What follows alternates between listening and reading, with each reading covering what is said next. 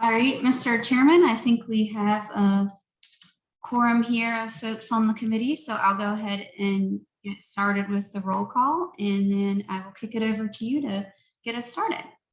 Okay, Councilmember Waring, if I see him join yet. Yeah. Councilmember Seekings. Here. Mr. Batista. Gotcha. Doug Warner, I think he is unable to make it today, he sent. Bob Habig. Good morning. Good morning. Mr. Green. Susan Lyons. Here. Gotcha, Susan. Cashin Drolet. Morning. Good morning.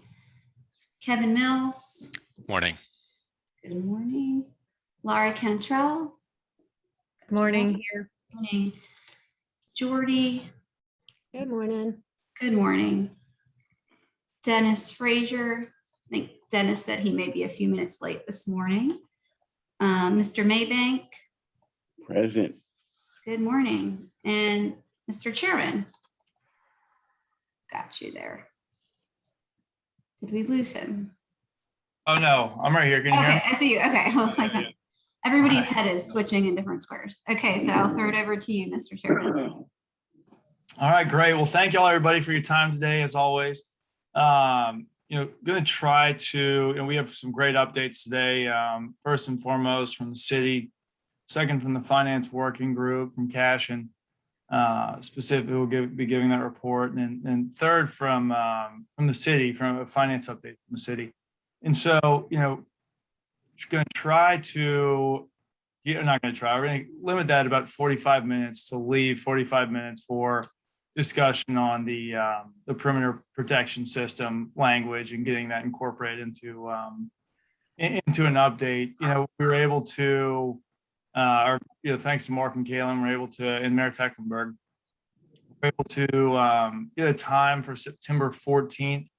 We briefly discussed, different alternative ways or looking at the next council meeting following that one, but we're able to move it up. So I want to try to get as much done today at our next meeting and be able to present at that 14th meeting. The other reason that 14th date is relevant is that the Corps' draft report will be released on the 10th, and the city council will be receiving an update from the Corps on the 14th as well. And so relevant time frame to tie in with. So, with that in mind and with the goal of kind of efficiency here on this meeting, I'm going to hand it over to Mark and Kalen to give the update from the city. All right. Thank you, Mr. Chairman. Very quickly, and not to repeat, I just wanted to give you some feedback on things you asked me to look into. Last time we had a discussion about the public comments from the first release of the report. So we had about a 40-minute conversation with the entire Army Corps team about where were those comments, how were they considered, and you'll see in the draft report when it's released on the 10th that there are about 450 comments received. Those broke down into 4 themes: greater potential for significant adverse effects on aesthetic and visual resources, concern about cultural historic resources, and the need for a more detailed programmatic agreement, lack of details and confidence in the plan for compensatory wetlands mitigation, and the need for additional evaluation of socioeconomic impacts. So what the Corps did, and I'm reading from their draft plan here, these common themes have been considered as part of the scoping process for the report that you'll see on the 10th, as well as the EIS. So I just wanted, I told you I'd get your feedback on that, and I went ahead and we had a very extensive discussion about that with the Corps and the importance of giving feedback on those comments. As the chairman said, September 10th, the draft plan will be released. It's Kalen and I are going to try really hard to get you a copy before that. The challenge is right now is with their legal counsel, and until it comes out of their legal counsel, we just can't do anything with it more than what we've already done. And then as the chairman said again, the 14th is a great day because they're going to be doing an update.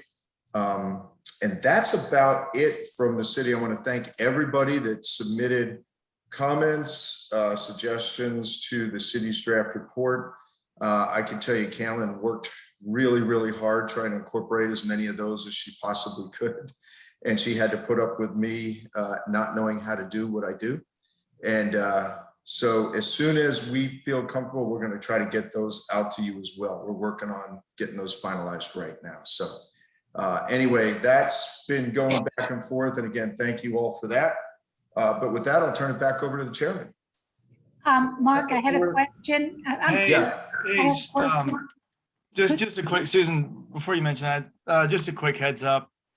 I'm going to try to hold off kind of back and forth discussion until we get through the updates of this meeting.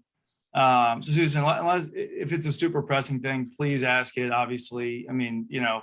Really fast, are we going to Yeah, be able please. to see those comments and respond to your, Mark, to your new draft of comments to the Army Corps? We want to get the comments to you. We'll do it the same way we did it last time. We'll take feedback, but we are up against the timeline that we're pressing against. So it was not easy taking all those different comments that way and putting them together, but I can tell you, Callan worked really hard on it. Like I said, I didn't make it easy. Thanks.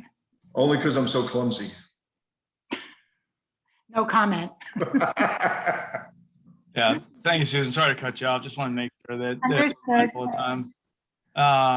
Okay, great. Well, I guess thank you very much, Mark. And then the Cashin, if you could give your update, that would be great.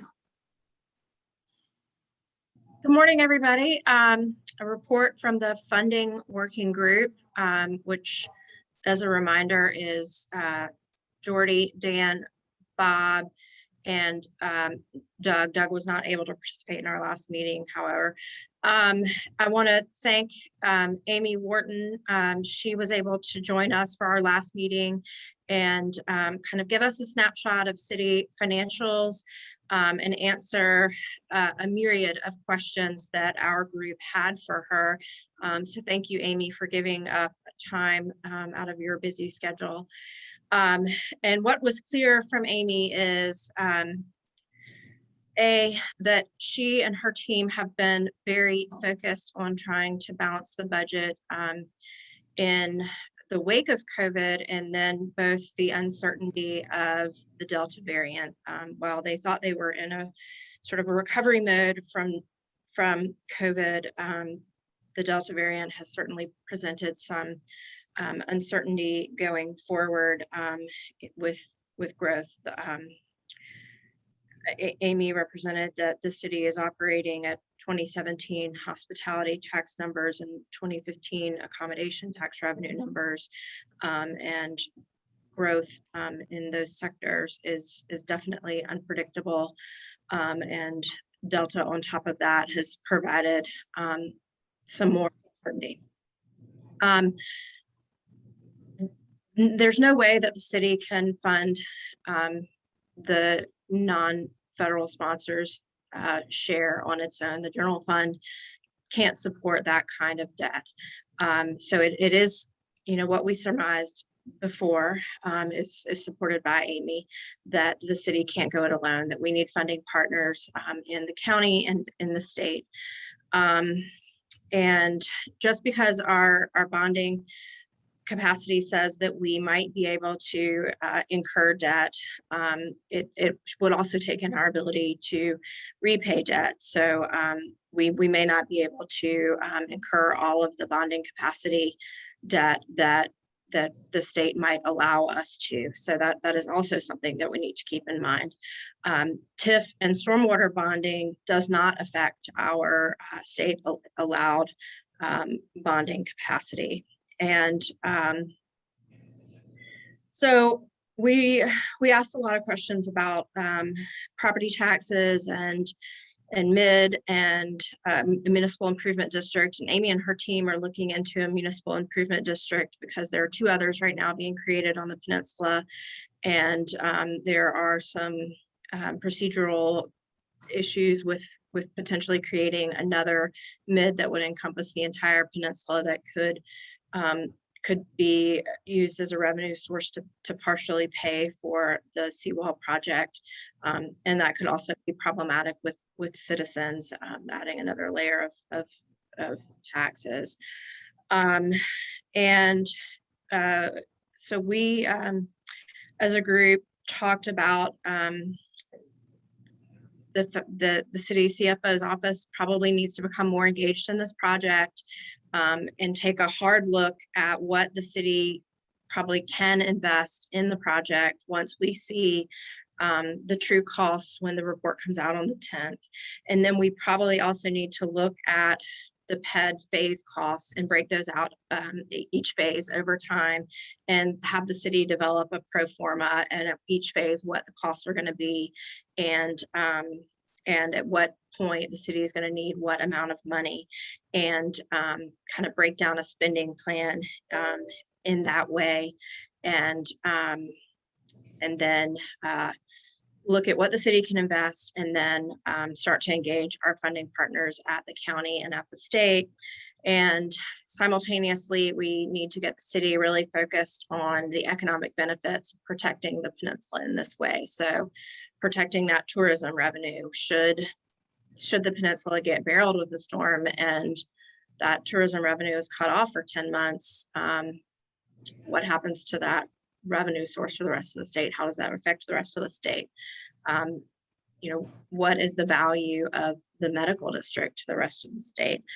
Getting some hard numbers around the benefits that those assets provide regionally and statewide. So that was the crux of our meeting, and I'm happy to address any questions from the group. And I see Amy is here, so I'm sure that in her report she can dig in much further than my capabilities are. She's the expert. We do have some time. Thank you very much, Cashin. We do have some time for Q&A, or also if anybody doesn't have any immediate questions, we can go straight into Amy's report and hold that for afterwards. Mr. Chairman, can I just do a quick follow-up on some stuff that we did with Amy and then some folks around the region after our meeting with the funding group? And then we can turn it over to Amy for questions. How's that sound? That sounds great. So following the meeting that we had with the funding group, which I thought as well was a very good meeting, I want to thank Cashin for taking the lead on that. We have reached out to a number of organizations throughout the region, and we currently have meetings scheduled with folks from the Chamber, the county, One Region CRDA, as well as the West Edge team in the medical district. Okay, those are all happening in the next couple of weeks. Those are on the calendar, and we'll be talking with them about this project. At the same time, we had a follow-on meeting with Amy, and what we did, and Bob, I think you'll find this, hopefully this will make you feel a little better. We laid out the total costs of the project, and then we broke it down to years 1 through 5. Okay, because really and truly, the way federal funding comes in, and I reached out to our partners in Norfolk and had a long talk with them, the way their project is going, you really can't look too far out because federal funding comes in spits and starts, and trying to eat the whole apple at once is really difficult. So we did lay out a years 1 through 5 plan. I'm beginning to feel more comfortable with what the costs are for that plan. But again, until this next plan is released, I wouldn't put a whole lot of stock into them. I would say what the Army has asked for right now is if things continue to move along well, they've asked if the city would be willing next year, if they can get their approval. Here we are back to the if-then thing. If they can get their approval, $125,000 from the city as a cost share to begin putting contracts together for PED. And so that first year, I think speaking with Amy that she thinks will be okay, but I want to quit talking for her and see if you all have any questions for her. or she has any comments. But as we laid this out over the first 5 years, the big chunk for the city is going to be real estate acquisition. That's the big dollar amount for the city. And if you think of phase one, a majority of that land belongs to SCDOT and the city. Okay, those are the two major landowners for phase one of the project. But it gets valued at the real value of the land, it doesn't take into consideration who owns it. So if the city owns it, we get credit for it. And then we have to talk to DOT, and we actually have a meeting with them next week as well to begin those conversations. So that's where we are. I don't want to go take up any more time, just to let you know that we've laid out the 1 to 5 year plan. We've got a number of meetings with our partners around the region as we're beginning to feel more comfortable with what the final numbers will look like. And with that, I'll turn it over and see if Amy has any comments she wants to make, or anybody has any questions for her. Good morning. I don't have any comments to make, but just let me know if you have any questions. So Mark, I have Amy, a question. Mark, I have a question. Sure. And talking about all the meetings that you set up with all the different potential funding partners, who are the we from the city that are going to be involved in those meetings? Right now, it's Kalen and I, and this is really just at the staff level, so that the folks at the staff can get an understanding of what this project is all about. So as it gets released on the 10th and their elected officials begin to ask them questions, hopefully they'll be able to provide the answers in some level of detail.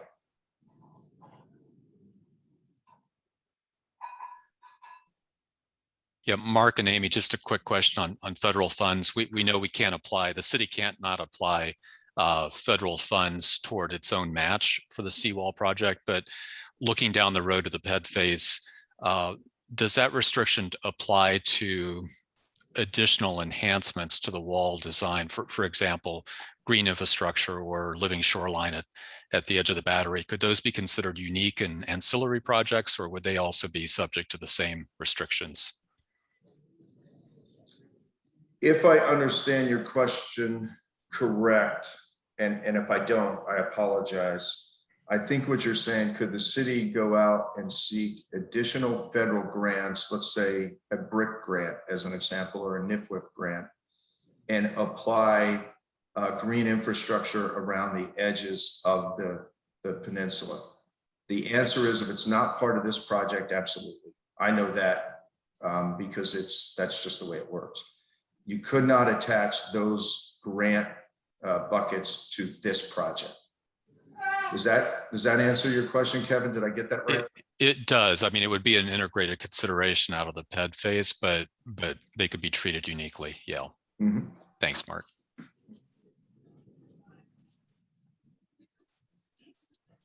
Councilmember Waring. Listen, I want to thank Cashin and Amy and that team for getting together.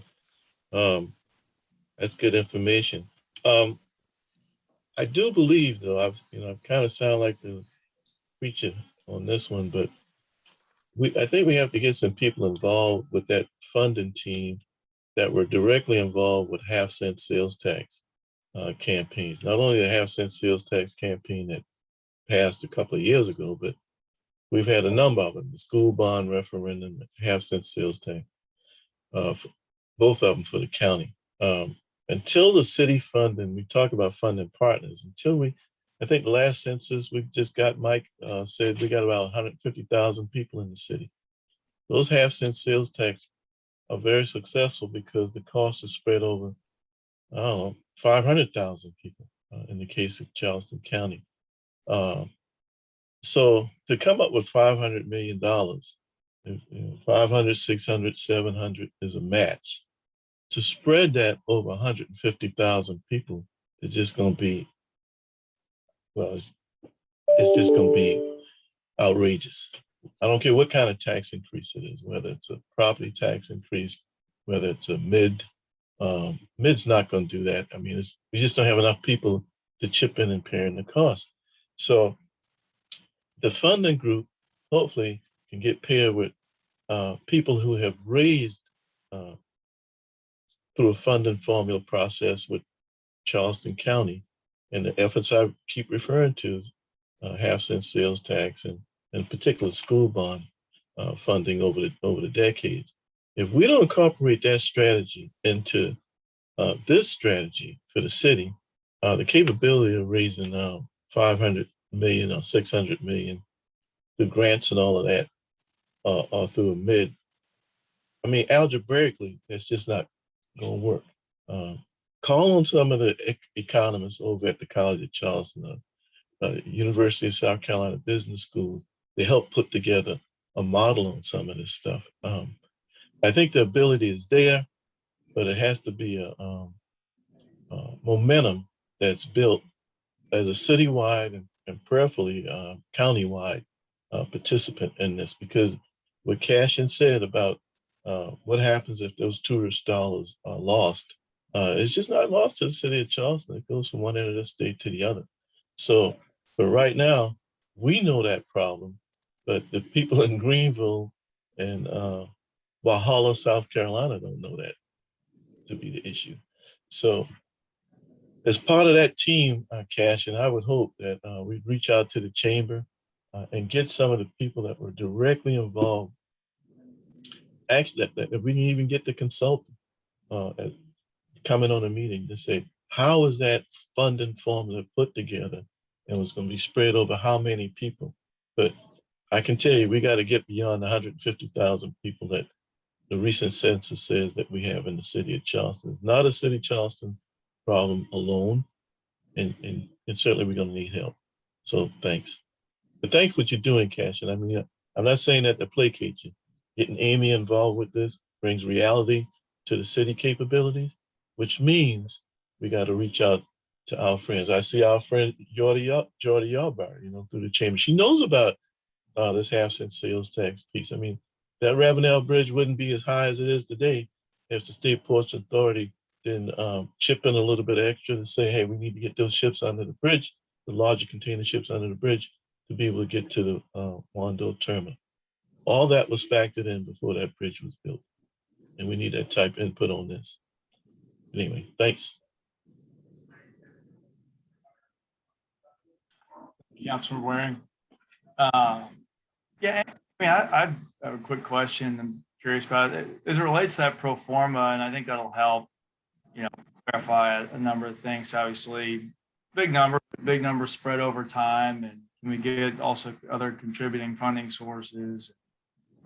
You look at the example of Charleston Neck TIF. I mean, that's a $150 million TIF, if I remember correctly. I mean, so I guess the thought there is that how can we? How would you look at it? Or how were you looking at it, just at a very high level, knowing that you hadn't had a chance to kind of think through all the details on it, of this magnitude?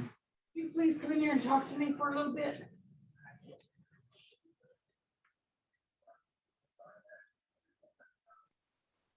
And that's for Amy. I don't know if. Okay. I'm sorry, I thought you said Councilmember Waring. You're asking Councilmember Waring. Sure. So like I said before, like this has to be obviously a partnership between everybody. Just looking at, if we looked at $380 million or what the number that we had as a match for the city, there's no way the city could bond that. We don't have the capacity to bond it. We wouldn't be able to afford it. And it would be probably $12 million a year in debt payments that we have to pay if we spread that over 50 years, which the city never does debt that long. We only do 15 to 20 year debt payments.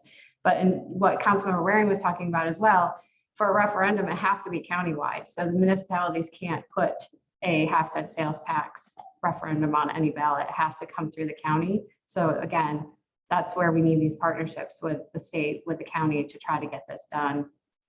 I don't know if I answered your question exactly right, but just let me know.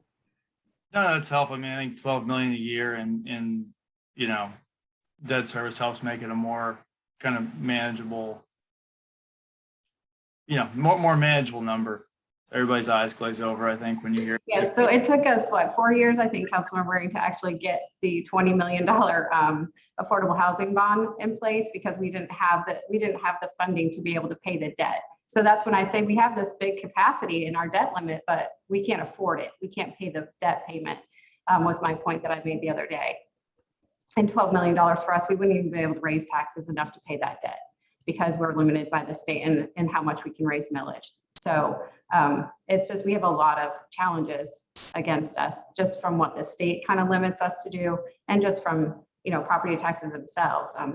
We don't like to raise property taxes. So even if we could raise the taxes, we probably wouldn't do that.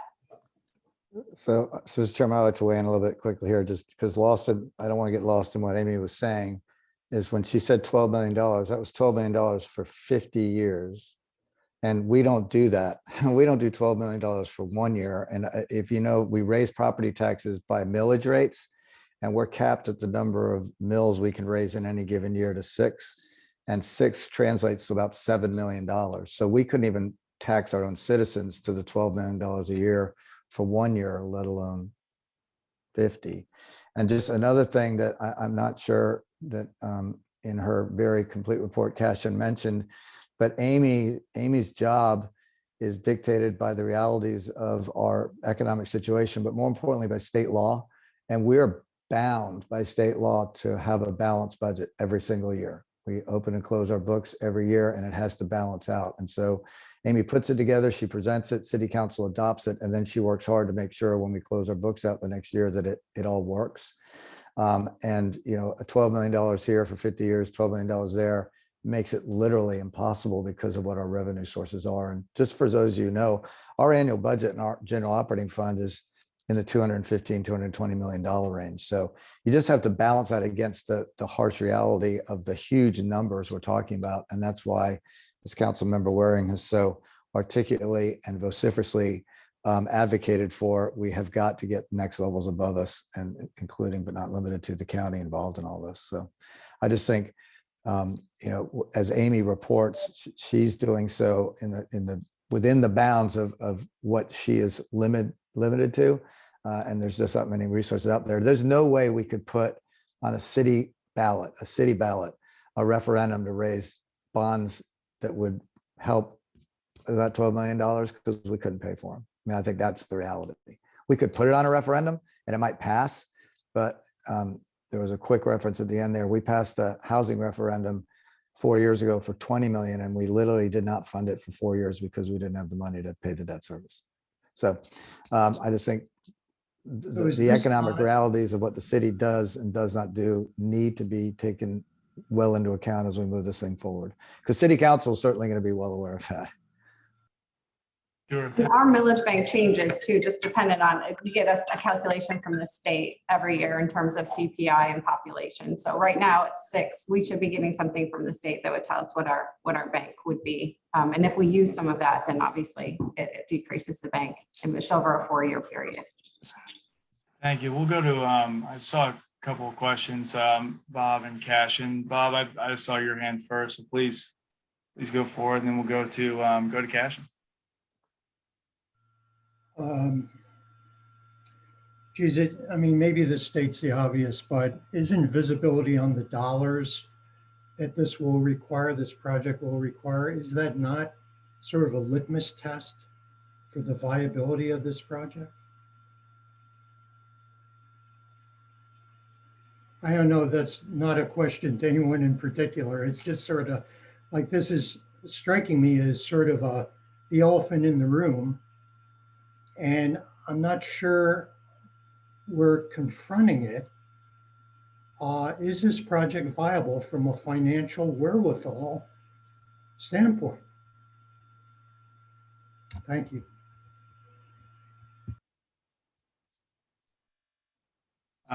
Council members or Amy, I don't know if anybody. Let me take that one on. I think that's a great question, Bob.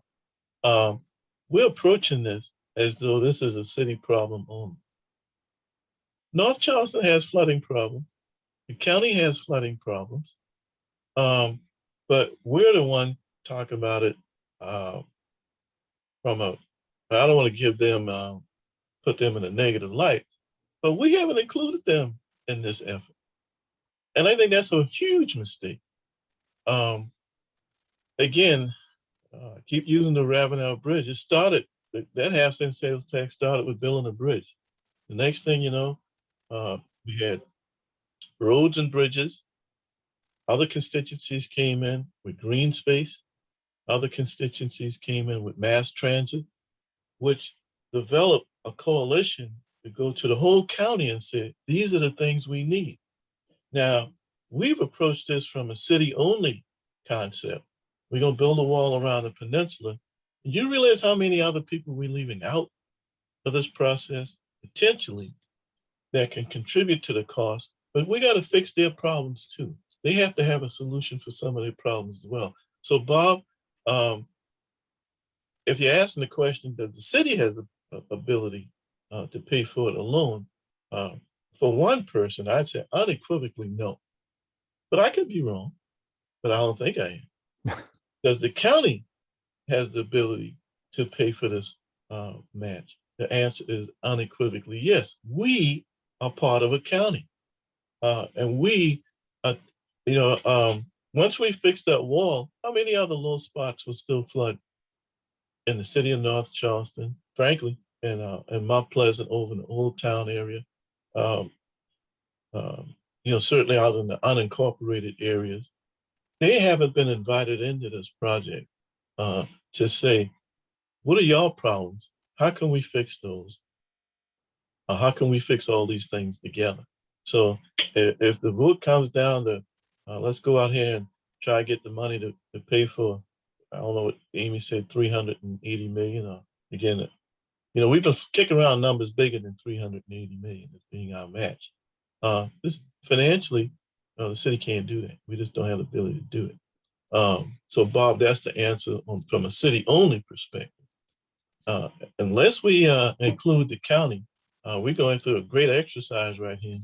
It's a great campaign, but where's the beef? Like the lady said with the Wendy's commercial, where's the beef? And just Totally to agree. add one thing on the top of that, from a practicality and viability standpoint, we not only operate under a balanced budget, we are one of the few municipalities in the state and even in the country that has a AAA bond rating. And when we start projecting out projects that are going to cost us $12 to $15 million a year for 50 years, although the bond rating agencies certainly want us to take into consideration resiliency, and they should, they also have to look at the practical realities of how we do things. And the more public debt we put out there, our bond ratings are in jeopardy. And I will tell you, as one council member who sat on a city council for 12 years that has continuously had that rating, we would be committing governmental malpractice if we put that bond rating in jeopardy, because it allows us to borrow money at such cheap rates. It's crazy, and do all the things we need to do in the city. So that's also something that needs to be kept into consideration. And I'm sure Amy doesn't want to get into that whole debate now, but her job is made a lot easier and our city's made a lot better by that AAA bond rating. And thanks, Councilman Waring. I think that's, puts a sharp edge on what we're talking about. I guess what's a little disconcerting is at this stage of the game, pending the city endorsing this project and moving forward, there's an imperfect visibility on how we might accomplish this. So the two V words, visibility and viability. And it just seems like this has got to be an all hands on deck effort in order to, really gut check this. The Ravenel Bridge keeps coming up as a very, very effective example. But where are the activities that mirror that? And the notion that we're going to approach city council and ask for endorsement on a 600 million or whatever price tag with a complete lack of visibility in terms of where we might get that. This morning, we've heard a lot of constraints. Where's the creative problem solving on how we address this and move forward? Or just say, we tried, this ain't gonna work. But a lot of people are spending a lot of intellectual capital, time and effort trying to push this elephant up a very, very steep incline. in my humble opinion. But let me, Bob, from a regional approach, I talked about funding formula and all of that, but you had Mayors Riley, Summey, and Holman that were around the table to help put together, along with the business community, they helped put together the strategy for successful half-cent sales tax campaign. So, but all of those mayors had problems in their own cities that they saw coming together would create this pool of funding to help solve. And we see it now. Every time Johnny Dodds Boulevard didn't look the way it looks now without that half-cent sales tax. We need, as a city, in my opinion, to be a convener on a flooding problem for the county. Charleston certainly can start that. You're right. It is disconcerting that hadn't happened to this date. But the mayor of Mount Pleasant, Mayor Summey, and certainly Mayor Tecklenburg, along with the business community, if that strategy is put in place, then I think we'll come up with the funding to raise the money for the match to move forward. But it'll be in a more comprehensive way. It just won't be a wall around the city. It'll be something that approaches several municipalities' issues from flooding, drainage simultaneously.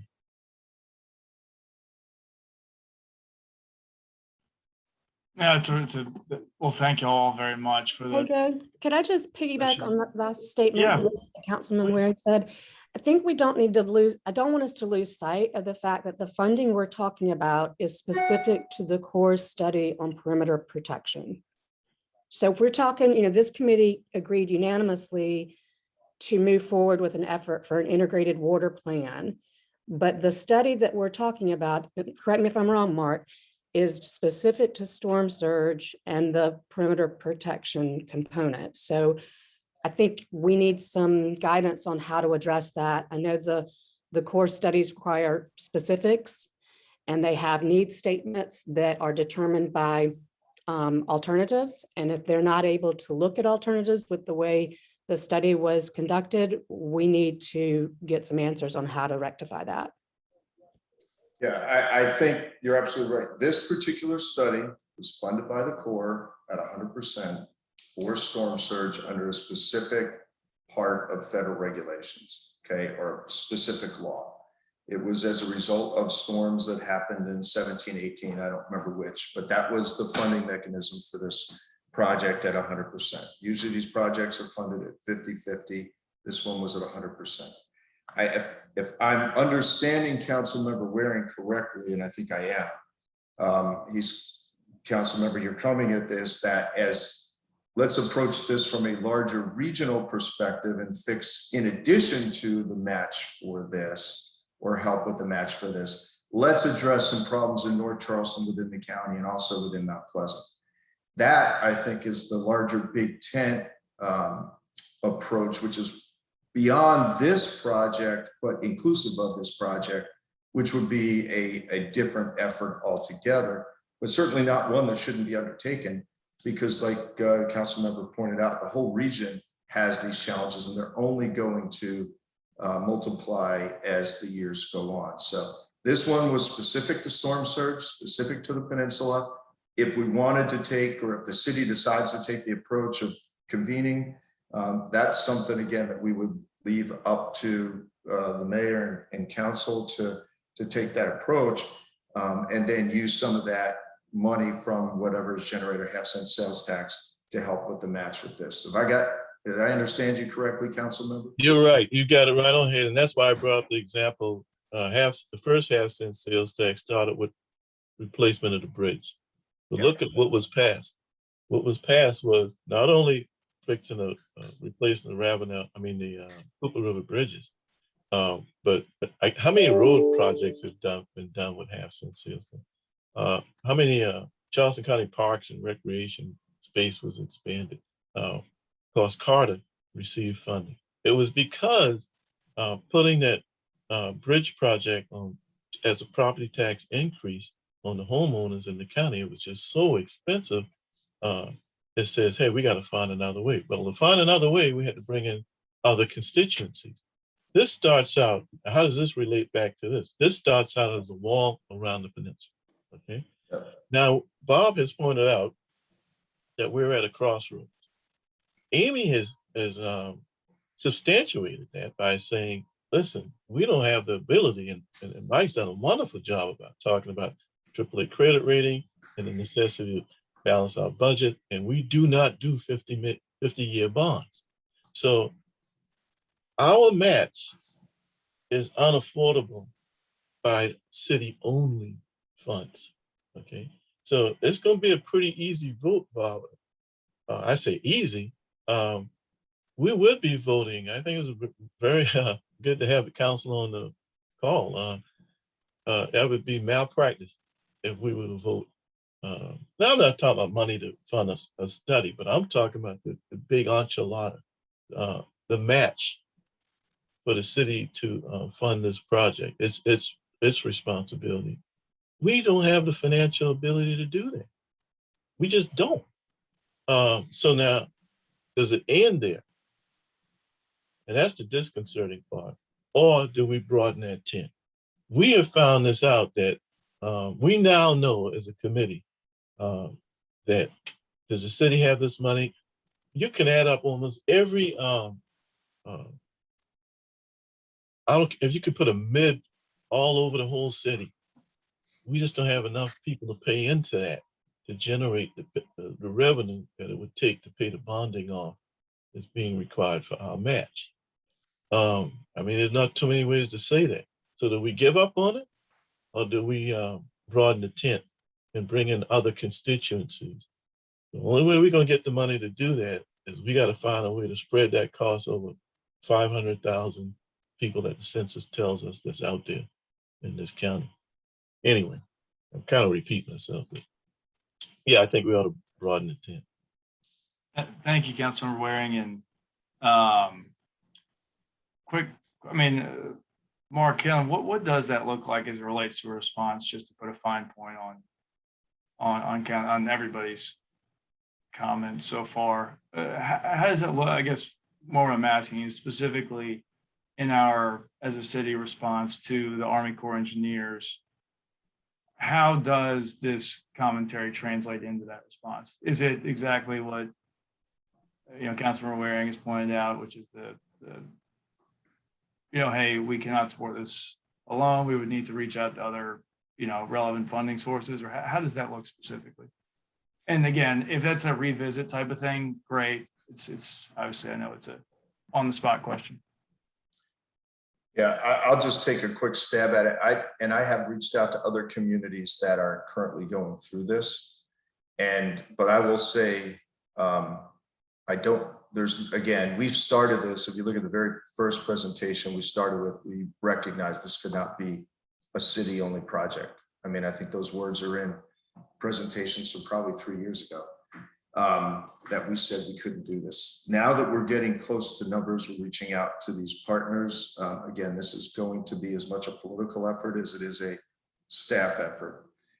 What I can tell you from the other communities is that they are, as the federal funding comes in, before they go out and ask for that federal funding, as Dale had mentioned before, they're going to come to the city and ask us if we can afford our match for that time. So is this something that we should say we can get our entire match, that we can fund that? That would be great. If we can say that, that would be absolutely wonderful. Should we tie ourselves? This is Mark Wilbert's opinion. Should we tie ourselves to that immediately? I think what we've got to do is take whatever this final product is, and that is the product that we use as a genesis to begin to entice others to come aboard and help fund this. One of the things, just to the impact to the local economy, the estimates right now for the number of jobs in Charleston alone are over 10,381 jobs is what this project would generate. And that number jumps up to 12,551 jobs in South Carolina. And those are real jobs of people working. So the economic impact of this for our citizens is pretty incredible. And those are the types of things that we need to be start taking out to what would be our funding partners. I couldn't agree with that more. But I don't know of a community, let me answer it this way. I don't know of a community, I have not found a community that said we have the entire match before they said yes to the Army Corps of Engineers. They may be out there, but I haven't found them. Thank you. And I've lost track of questions as far as order. So I'm just going to go kind of top down. I saw a number of hands up. So Susan, if you could kick us off as far as questions. And real quick, it's 10:15. We were going to try to end this segment now and transition, but I think it's appropriate to continue this conversation. So Susan, if you could. Thanks. My thought has been for a while, and this reinforces it. We are operating as a committee on the Army Corps' timeline. And clearly there's a tremendous amount of work in my view that needs to be done, both in examining what actually we may be approving or not approving or recommending to council, and also now with the finances. We haven't done the work in order to be sure of what it is we may recommend or not recommend according to the timeline that we're now working on, which is guided by the Army. And we may have to adjust our committee timeline to do the work that the committee has been charged to do by the city council. And that would be my recommendation at this point. Thank you.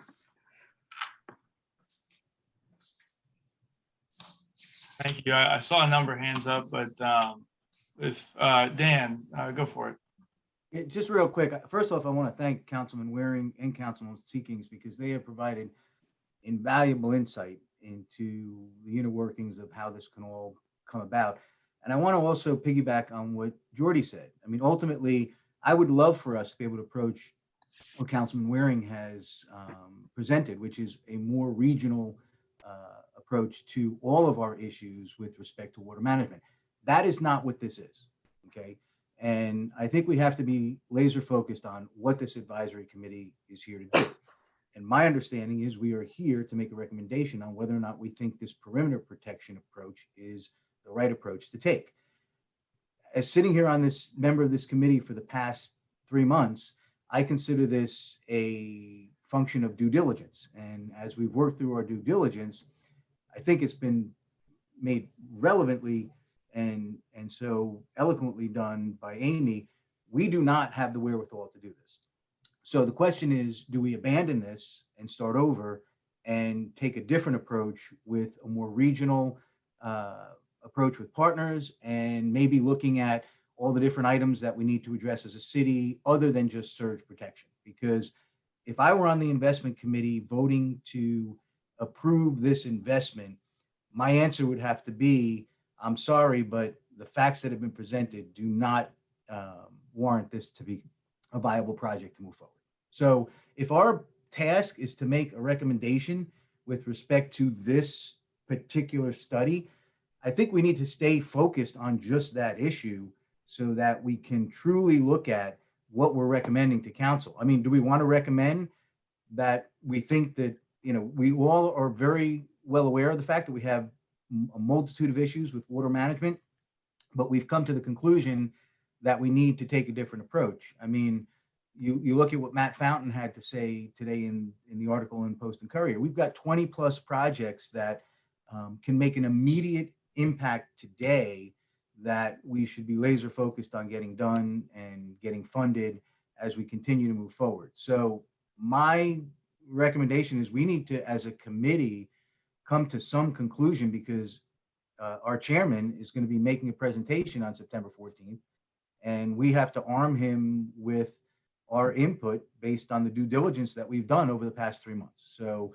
I'm hopeful, Mr. Chairman, that that's where we're headed, is to provide you with the ammunition to go and make your presentation to council based on what this committee believes is a sound recommendation.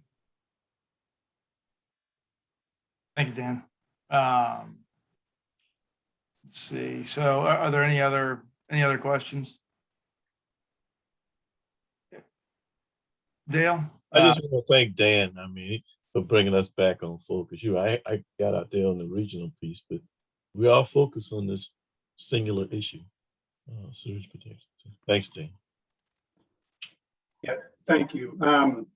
So just so you're aware, I moved to Charleston yesterday, so I'm in my new house here, and a bit, if I look tired and all that, it's from the move. But listening to the discussion over the last couple of weeks, and there are so many things to consider here, and I appreciate everything that Mike and Dan and Amy are fussing with. That's one side of the ledger, and that is, you know, the essential side of the ledger, because if you're going to do something, you got to pay for it. Okay, so that's fine. But we're missing, I think, a discussion, and I would just draw ourselves back to that discussion. So what is the cost of doing nothing? So again, what would be the impact to the city in dollar terms, in the provision of healthcare terms, if a surge event takes on or hampers the medical district's functioning for a number of months? Revenue loss, jobs lost, repair costs for all those things. It's because if you get a surge event, it's going to blow out some of your drainage system. So you have a lot of things to consider with what is the cost of doing nothing. So I want to make sure we don't forget that side of the ledger. Again, New York City took a $20 billion hit from Hurricane Sandy, which really wasn't that big of a storm. New York City has much higher relief, so the elevation changes pretty quickly there. So the impacts of the surge event were limited to the lower parts of Long Island within the city in Brooklyn, Rockaway Beach and those places in the financial district, and then up the rivers. But it really didn't go that far inland, right? It really went maybe 100, 200 feet inland, and then it stopped because of elevation. Well, that's not going to happen here.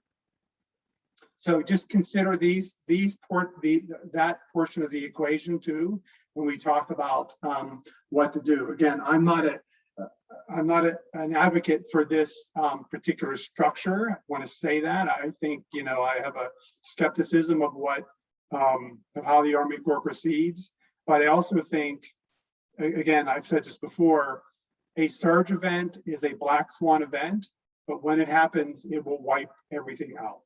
I've seen it in so many places. So just be aware that I think that's an important part of this equation too. Thank you. Thank you. Yeah, thank you very much, Dale. And I'll you know, after Dan spoke, I pulled up our original ordinance. I'll just read the first letters, the first points that we're tasked with, which is one, provide a recommendation to council regarding the study's recommendations as potential solutions for flood protection from storm surge on the peninsula. Two is recommend strategies for city participation in head phases as directed by mayor and city council. And three is research other cities that have funded similar infrastructure projects and report on potential funding models for the city of Charleston to meet its cost share of the project. And there are a number of others as well that go along with that, but those are the initial three that help to kind of summarize what we're tasked with, just to level set. But anyway, wanted to mention that as we continue forward, and thank you again, Dale.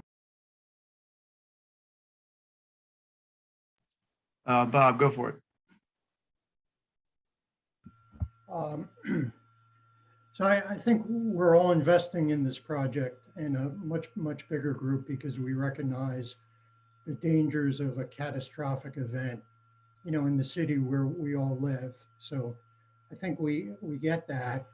I think what is being portrayed, you know, the downside of a disaster here will dwarf whatever investment this ends up being. But if we're in the position of needing to influence people and get votes, get advocacy and support to get this project funded and across the finish line, there's a big difference. You know, the spending that we're talking about, that gets represented by a checkbook. That's real dollars. Somebody has to sign that check. The downside of a future disaster is not a checkbook, it's a spreadsheet. It's assumptions, projections. That's why it's going to be so difficult for us to get the votes for this, because that's remote, it's speculative, where the checkbook is very real, very constrained by, we've heard it now, city ordinance, state regulations. And I think that's what we're trying to deal with. We all get it that we're trying to avoid something catastrophic and it will change all of our lives. But you know, how to balance the spreadsheet and the checkbook is a challenge we're going to have to confront. Thank you. Oh, thank you. Amy, this is a just quick question for you. And have y'all, I'm sure that it's come up, you know, we've all heard about it, the impacts of, you know, future storm risks and anyway, just general water risks on the city's, you know, every municipal bond rating. Do y'all have any kind of thoughts or projections on that front? And again, on the spot question, so if we need to revisit, let's definitely do it. But is there anything that y'all have seen or heard about as far as what kind of impacts that could have?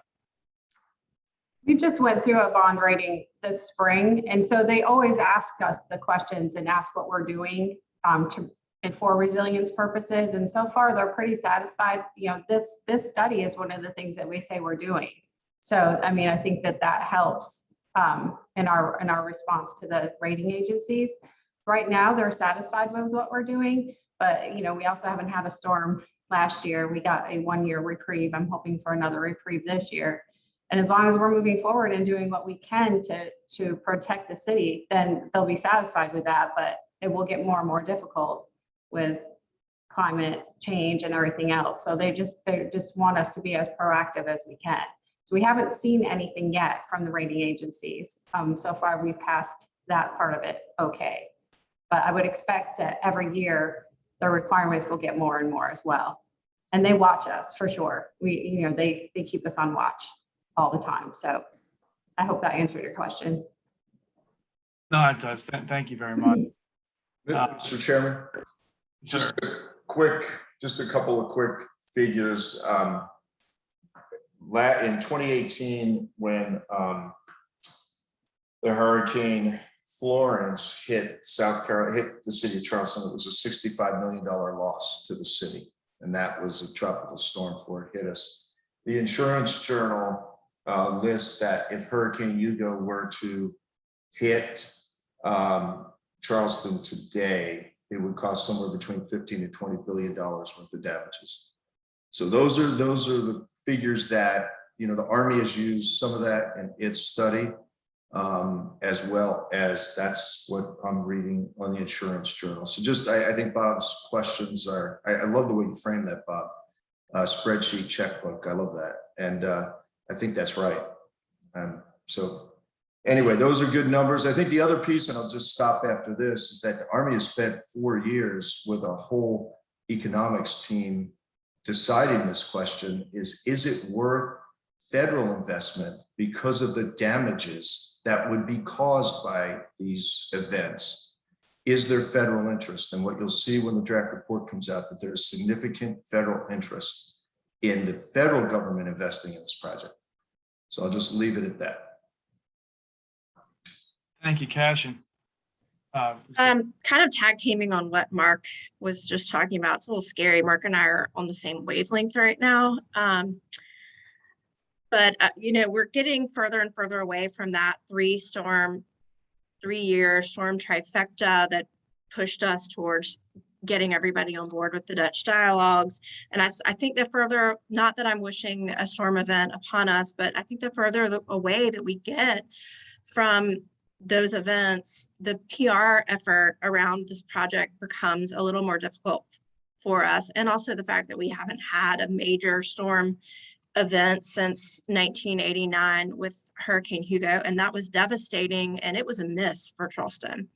The direct hit was McClellanville, and I don't know how many folks, I'm sure Councilman Waring, you were here when Hurricane Hugo hit. I was here, I was 10, but I remember it very well, but I don't know how many people remember. It was devastating to the city. I mean, I tromped through 4 feet of water with my family in Hurricane Hugo, but there are not that many residents here probably who experienced that. And there are probably a lot of new people here now that maybe missed that trifecta of 3 years of terrible flooding from storm events that were not direct impacts, one of which the storm I hit west of us with, I guess that was Irma. Mark, was it Irma?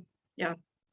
So, I don't wish a storm event upon us, but I do think if we do need to have that as part of these storm events as part of our dialogue, as part of our PR effort, if this is, the path that we're going to go down, we need to talk about these things, that these are devastating events, and talk about those costs. And none of these were direct impacts to our city. Direct hits, I should say. That's a great point. No, my dad's side of the family is from McClellanville, and we have a marker in our house there that it's about 12 feet in the air. It's pretty remarkable, which is the water line. So anyway, it's pretty incredible. Dan, I saw your hand up, and then what I'd like to do after you pose your last comment or question is, just to put a kind of, which is, our task per the ordinance is, I think through the course of this meeting, through Cash and her group's efforts, we've, I think pretty well decided that, hey, the city cannot pay for this alone. And so we're tasked with researching other funding models and reporting back on those funding models from other cities and people who have done it successfully. And so, I think, the outcome of this is that we're not going to be able to handle this alone. So we need to look at those other funding models and be able to report back. Anyway, Dan, please go. Yeah, the last thing I wanted to say is, I think as a committee, what I've heard over the course of the last 3 months, and I think Dale's right, I don't think any of us would say that we don't want to do anything. The question is, if we're going to try and raise $500 million or more, is this the best investment to make to combat the issues that we're having?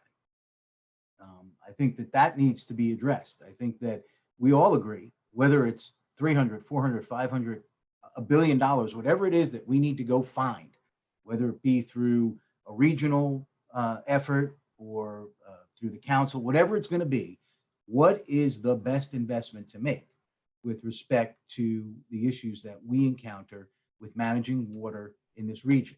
So absolutely, from what I've heard on this committee, none of us think that we don't have a problem and it needs to be addressed. The bigger question is this the right way to address it? Yeah, thank you. And I'm going to go ahead and just given where we are time-wise, we have 25 minutes remaining on this call. You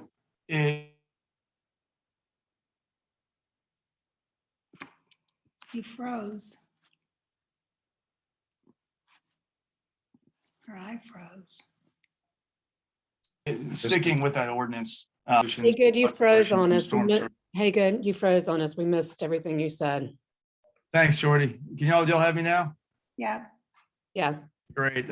So going back to the ordinance, number one, providing a recommendation to council regarding the study's recommendations as potential solutions for flood protection from storm surge on the peninsula. We've obviously heard a lot about that. If you look back at the Dutch dialogues, perimeter protection is incorporated in those. In the discovery report, perimeter protection is incorporated in that report. We've heard a lot about it on all of our, various educational meetings. And so point is, I'd like to get, obviously we have this August, or excuse me, 15th meeting come up, I'd really like to get our that perimeter protection language revisited to incorporate it into our final comments to city council.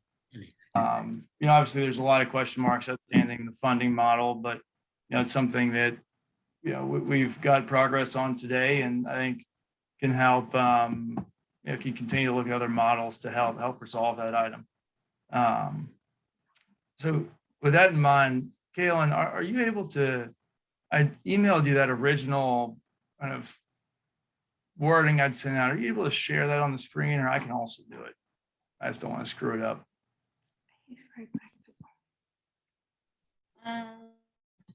I don't have it, but you should have the ability to share your screen. Okay, great. I'm going to go ahead and do that right now.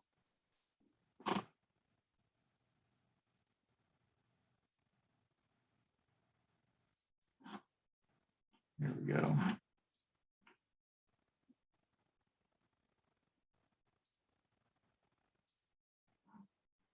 everybody see my screen? Number 2. Okay, great. I see it. Yeah, it's nodding. So, the 3x3, y'all can see the language in italics right in the middle of the screen.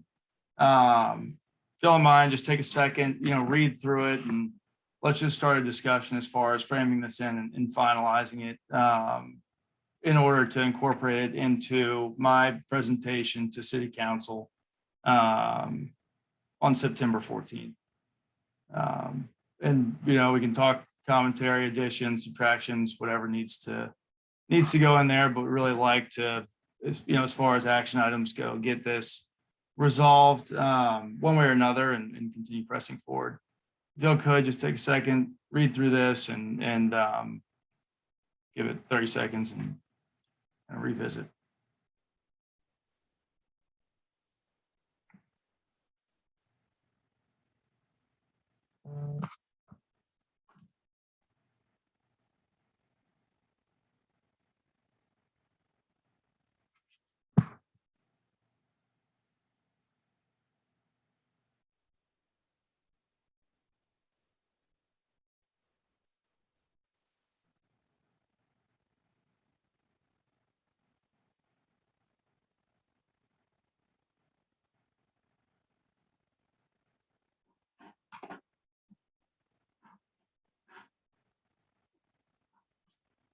All right, has everybody had enough time to go through that language? And if not, just let me know. And if so, does anybody have comments, additions, subtractions? I see Susan, I see you with your hand up. Go for it. I don't understand why we're doing this. Yeah, because we've talked about this in concept for a handful of meetings, done an open discussion, and really reached no resolution as far as that discussion goes. We've had a lot of back and forth, but what I'd like to do is reach some finality with this recommendation in order to move forward. So that's why, Susan. I'm still not sure I understand, because I don't think we've done enough diligent and detailed research to make any recommendations yet. I think everybody is fully aware of the threat. That's why we are engaged with the Army Corps, and it's why this committee exists. But based on a whole bunch of other things that mission laid out at City Council, I don't think we've done enough work to make any recommendations at all. I think it sort of goes without saying that the perimeter of the peninsula, the entire peninsula, is at risk. So I just don't understand what this does, except to potentially push forward a plan that we have not resolved is the way we want to go. Yeah, so I think that's part of this discussion, is if we say, hey, this is not a way we want to go, then that's a decision, right? That's a recommendation, but we need to get to some resolution. I think the point of this is just a very, very high level. Hey, does perimeter protection in any sense, in any, with any sort of caveat, subject to, in any format, make sense or not, based on what we've seen? And so, there's a lot of questions about what the specifics are. Obviously, the funding came up today, but the point is it something that at all makes sense? Some form of perimeter protection. And so that's what we'd like to, or I would like to get some sort of resolution to today. Mr. Chairman, I'm struggling with the timing of making, I understand the logic of September 14th as being after the release from the Army Corps on the 10th and getting a report on that day to council from the Corps. So I understand that that would be elegant for this committee to provide some kind of report or feedback on its work. But I don't know that we're ready to make a statement like the one that you've crafted, perhaps with some wordsmithing, because we won't have had a chance to digest what we're going to see on September 10th. So what's the rush, I guess is my question. Could we just say, City Council, this committee has been working, we've been doing our due diligence, to use Dan's term. We've learned a lot. We have a lot of questions. We look forward to coming back to you with a recommendation after we've had a chance to digest the report and the EIS. Thank you. That makes a lot of sense. Particularly given how close we are to that September 10th timeframe. I would second that. Third.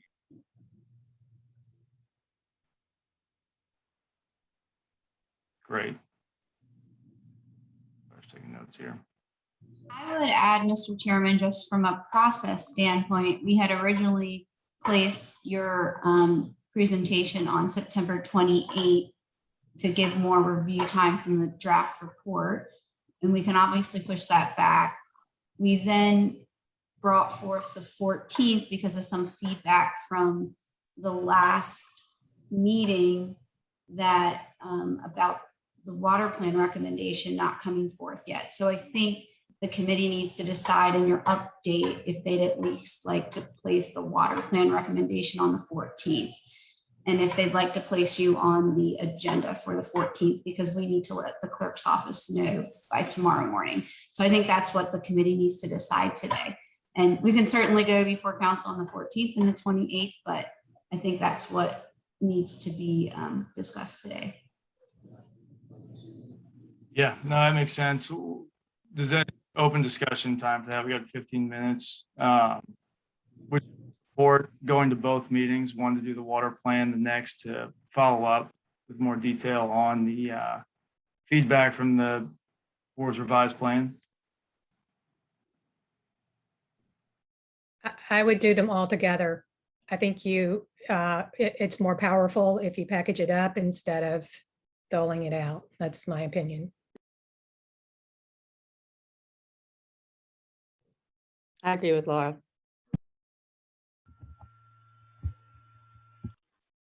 So then would the plan be that our chairman can go and provide an update on the 14th, and the update would be that we have no recommendation at this time, and then on the 28th, go with the recommendation, which will include the comprehensive water study? I think if I'm hearing everybody, I think the plan would just be for one meeting on the 28th. Okay. And then that gives us time, Hagan, I appreciate the effort you put into this statement you shared on the screen, but that gives us time to circulate some language that the group is comfortable with. And particularly based on our conversation today, I think that's got to include a specific approach to funding. Makes a lot of sense. Obviously, very, very relevant. I mean, does anybody disagree with that? Does anybody think we should be doing the 14th and the 28th? So if I might give an advisory opinion as someone who sat on city council for 12 years and only missed one meeting, less is more. One appearance will be good. Make it impactful, make it complete, make it concise, have a recommendation, and sit down. I think that is how this works. Thank you. Receiving. See Councilmember Waring with his thumbs up there too. Appreciate that. There you go. Endorsement record.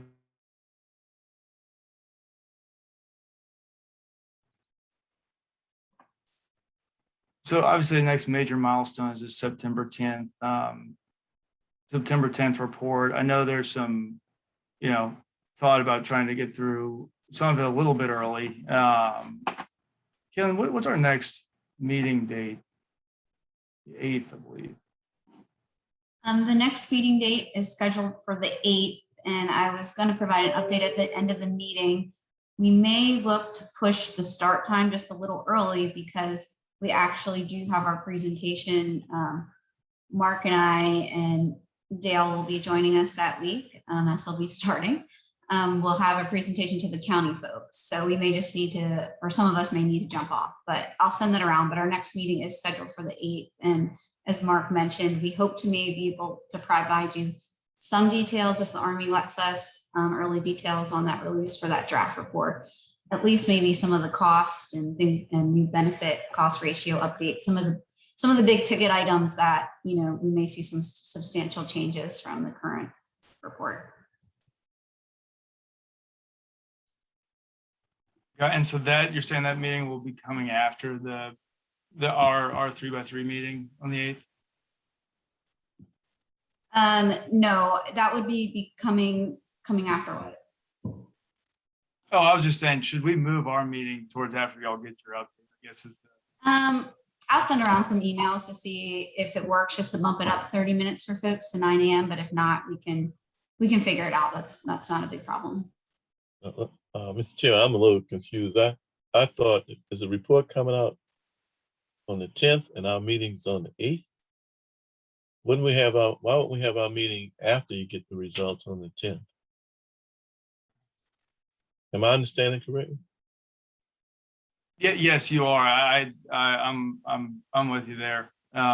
Maybe we delay it given how close it is in timing. Right.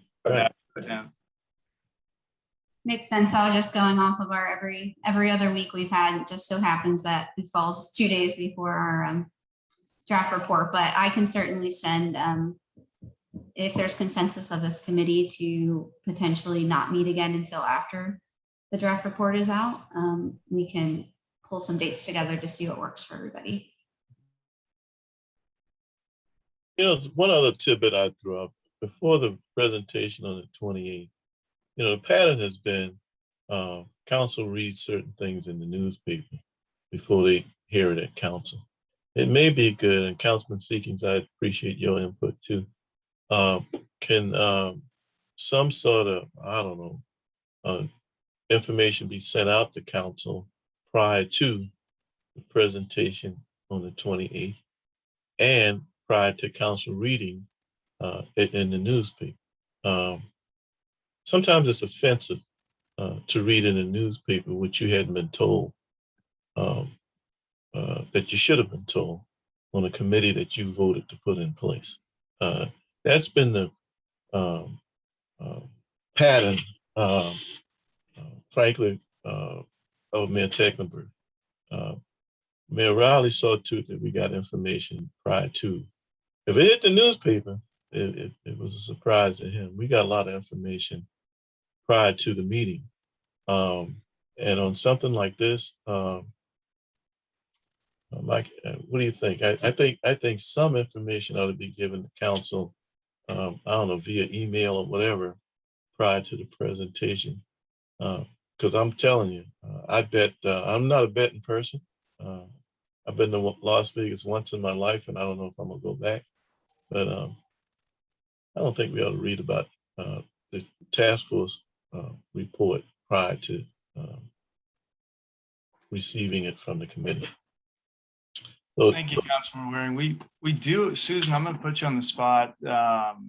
We do have the communications working group has been working on a 4-page document, just kind of a briefing document on the report. Maybe that's something that could be helpful to summarize where we are. It may.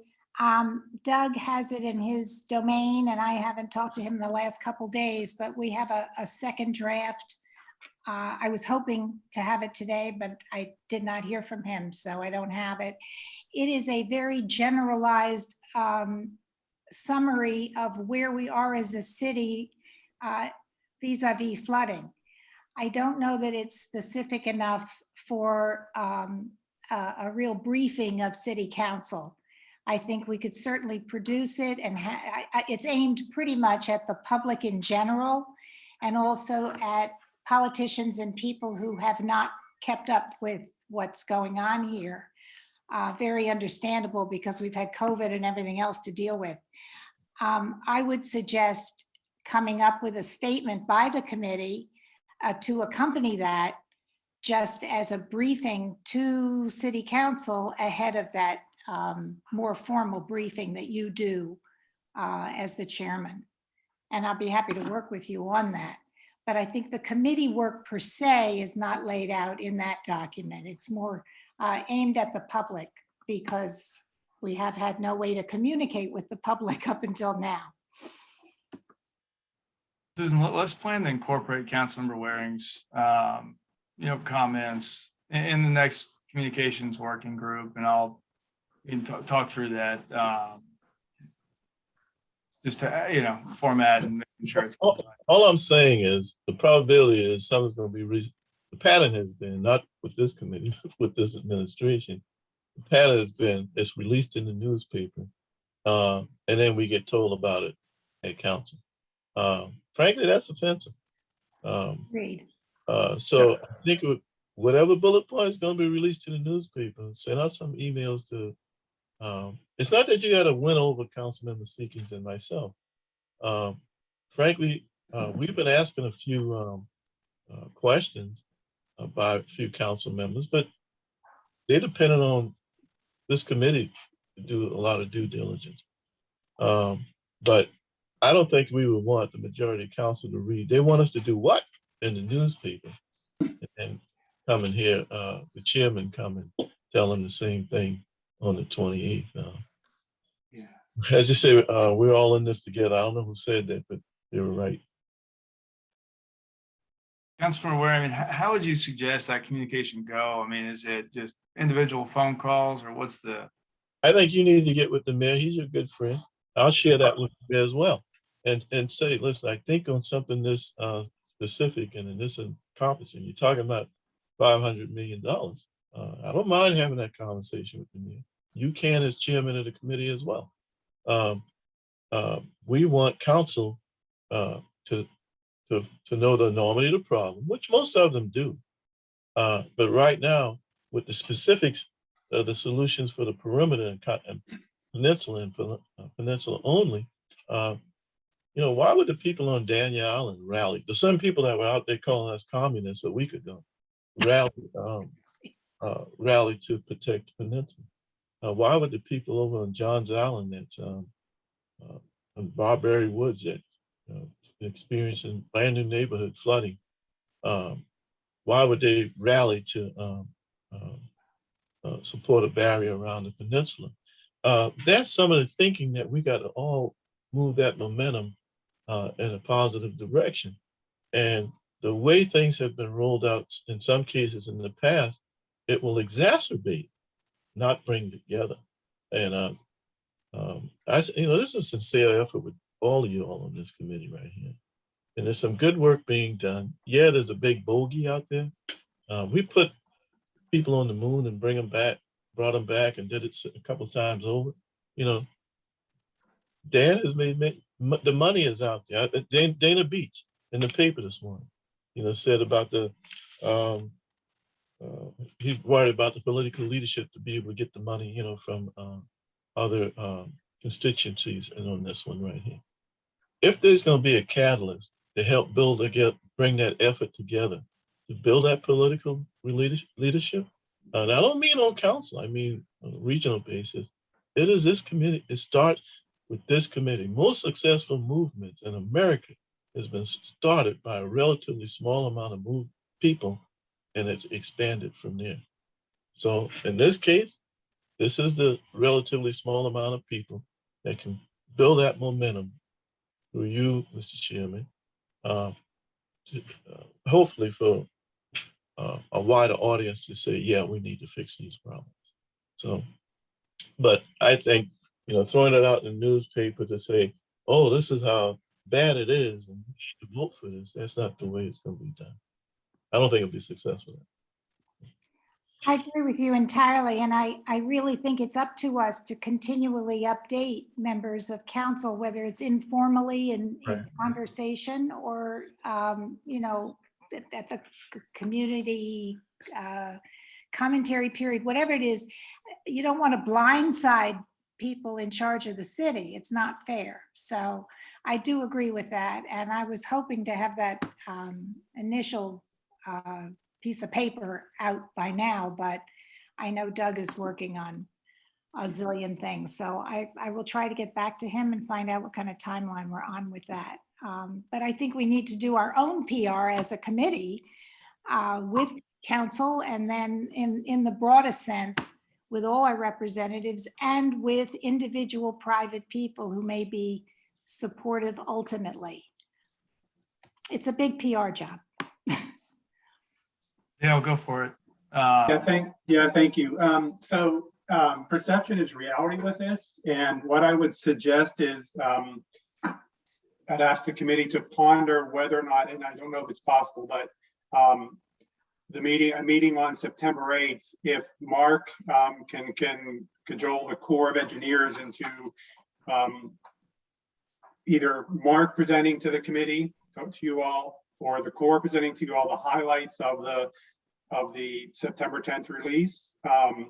There are, as I understand it, some noteworthy updates that are going to be interesting, and they need to be contextualized appropriately.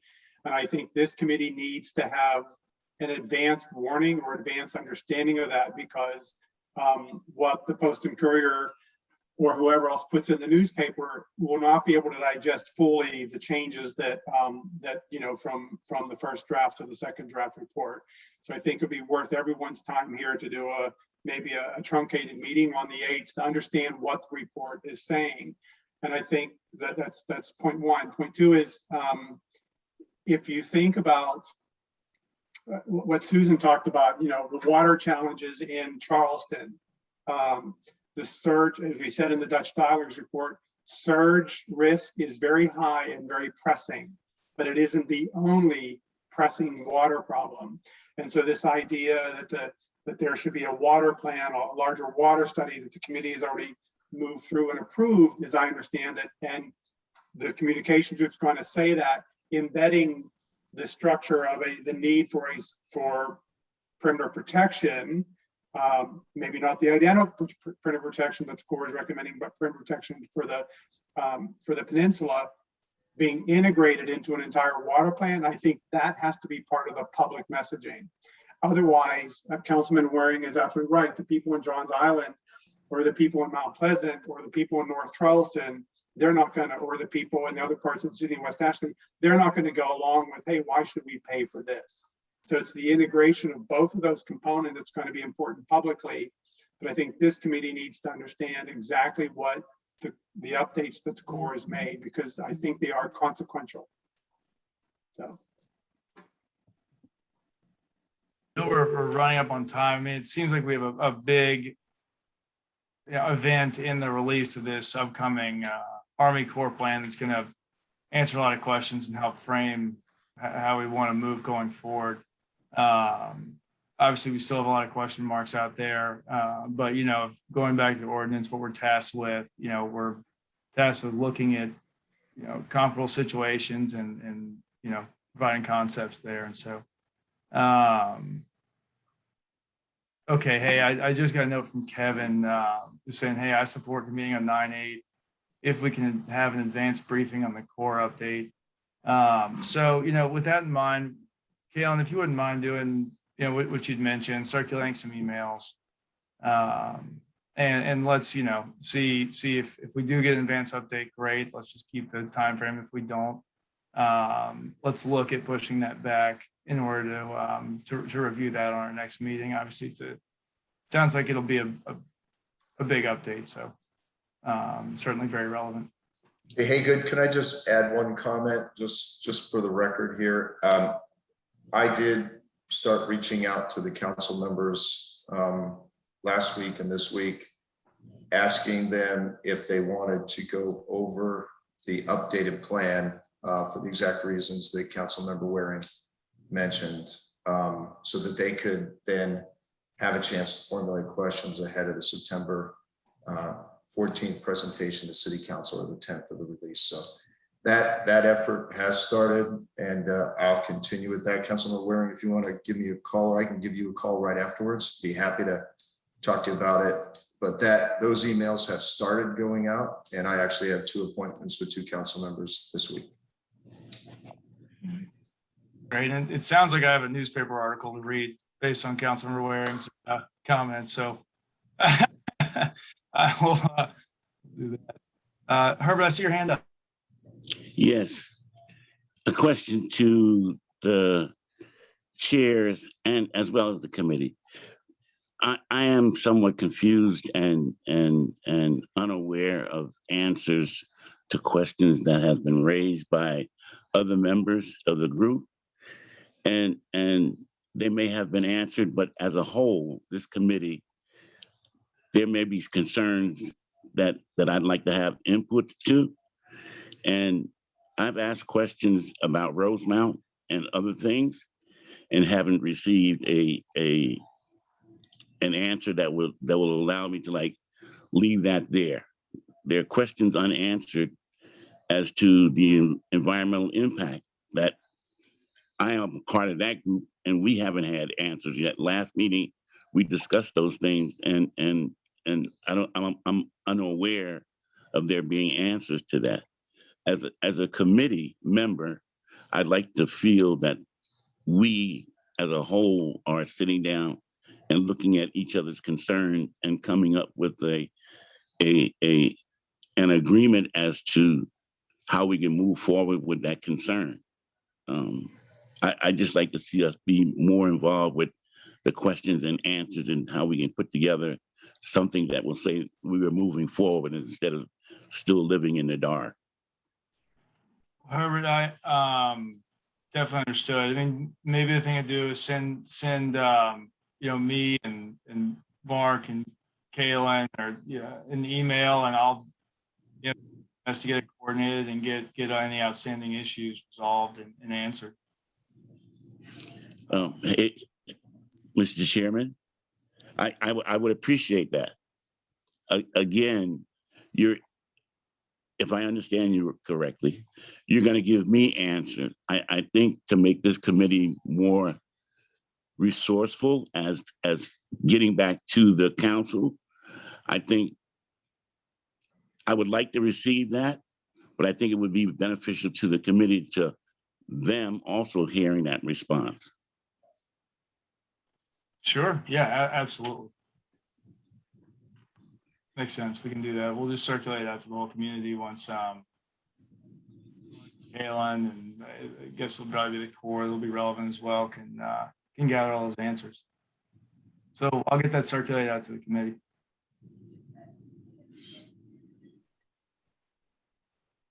Hey, Mr. Chairman, just one suggestion for Mark and Kaylin. As y'all do briefings for city council going forward, I think it might behoove the group to go ahead and start briefing the Charleston delegation or the representatives and senators from the peninsula at a minimum, because they got to be part of the funding plan, of course, and B, their constituents are not going to be able to distinguish the city council and a project or a state project, and they're going to start getting questions from their constituents when this rolls out and appears in the paper. So I think we need to start this engagement process immediately. So maybe perhaps the mayor sends a delegation letter or an email or something, giving the delegation a heads up that this is rolling out on the 10th and what's going to be in it, and that he'd like to get everybody together or a Zoom or whatever, just to begin this communication process, invite them in to get the information firsthand from the Corps, and just get them educated so that we can start getting them on board, because obviously we have to go this all together. My 2 cents.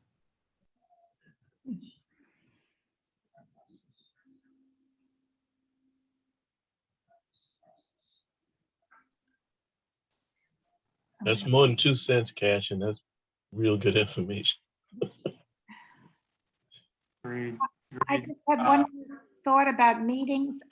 Since this is such a big document and we will get an advance briefing, do you think it might be useful to have a meeting out of our committee on, I guess it would be the 15th, in order to come to terms as a committee with what we have learned about the new document before we go ahead and try to brief each other on how to brief the city council.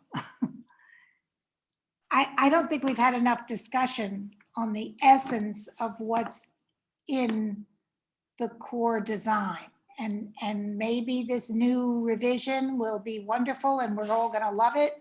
Maybe not, I don't know. But I think we need to discuss the specifics in light of a lot of the recommendations that were made on plans that we had presentations about. And that's going to take some time and effort by all of us. So I think maybe we might schedule a second meeting right after we've been briefed so that we can talk about our impressions about this. I can certainly send out, just looking at the calendar based off of our every other Wednesday that we have. If we don't do the 8th, that obviously we'd have to find another date, or we're only looking at one more meeting before the update on the 28th. So what I can do is send out a few dates if the consensus of the committee would be to add an additional meeting between the report release and the 28th. Thank you, Sue.